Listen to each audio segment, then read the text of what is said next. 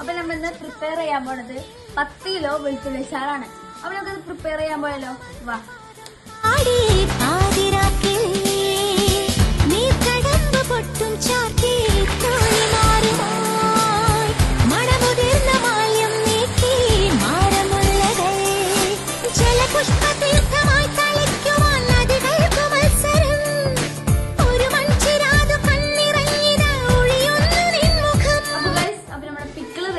അപ്പൊ നമുക്ക് ഇതിന്റെ ടേസ്റ്റ് ഒക്കെയാലോ?